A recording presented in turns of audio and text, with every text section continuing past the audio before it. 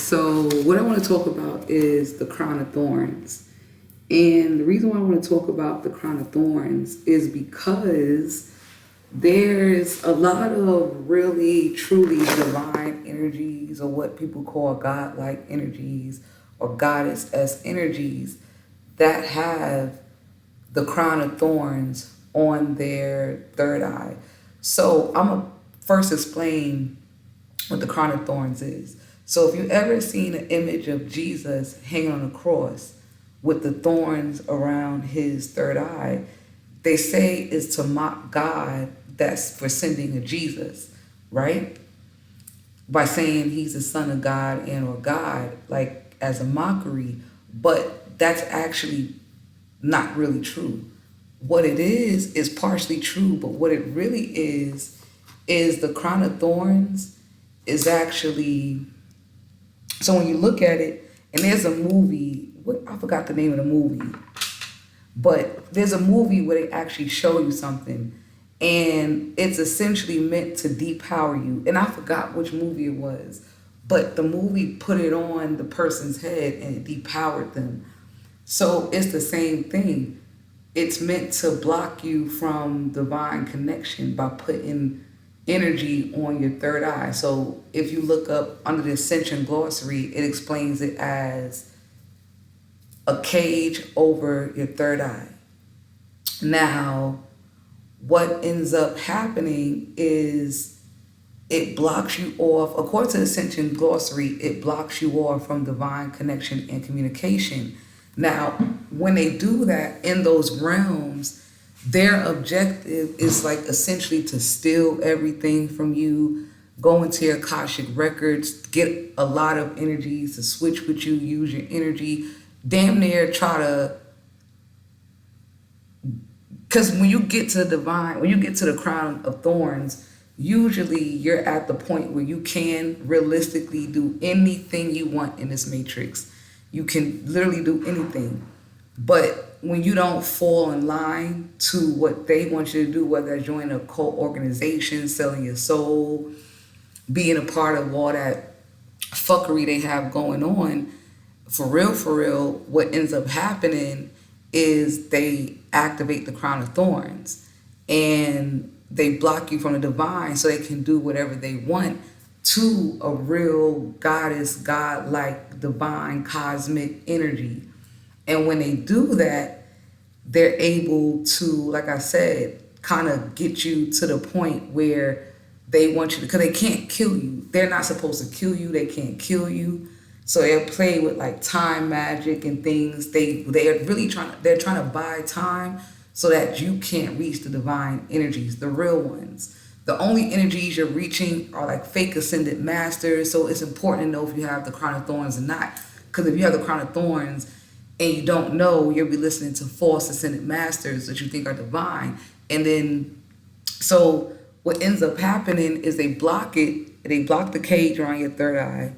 And if you don't fall in line, they try to make it tighter.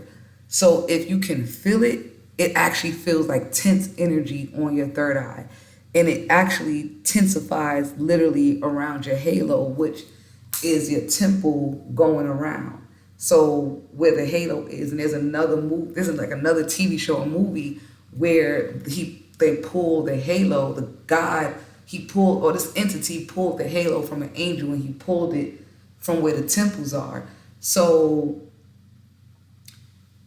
they pull it from that area and then they put the cage on your third eye and they try to block you from communication with the divine. Because I actually had this experience where I was laying there and I could have sworn I spiritually heard somebody say, "Are y'all gonna fix it or something? Because we don't want them to know what we've been doing to her."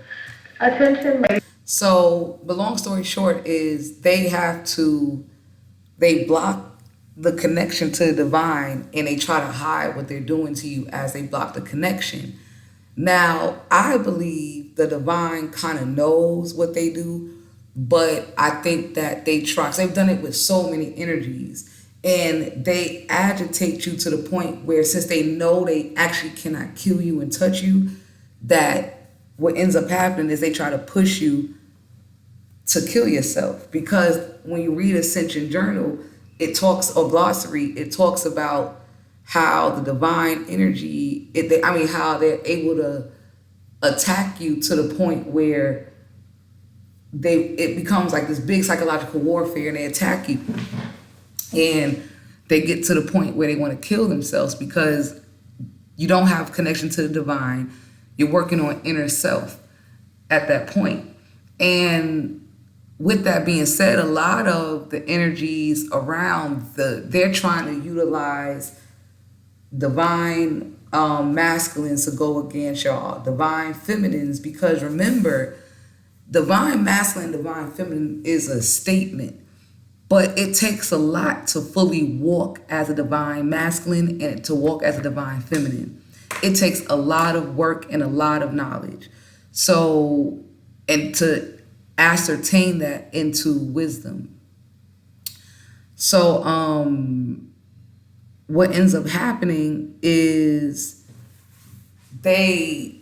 you have, like, when you're in that energy, you're going to come off crazy, you're going to come off ghetto, you're going to come off hood, you're going to come off rough, because the experience of the crown of thorns is no joke, right? But majority of society, even if they consider themselves spiritual or they consider themselves knowledgeable on different topics, some of them do not and have never experienced that level of spiritual torture until you get the crown of thorns.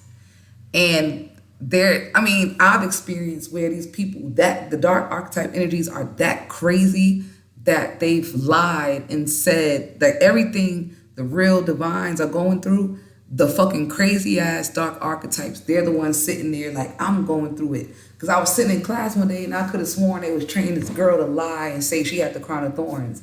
And I'm thinking to myself, like, why would they do that? Because to really have it, you cannot clear the crown of thorns by just doing regular third eye work. I've done a lot of third eye work, and I was able to push through some of it, and I had a resurrection of my third eye, but they attacked again or it's that strong. So what ended up happening is there's a lot going on with that crown of thorns, and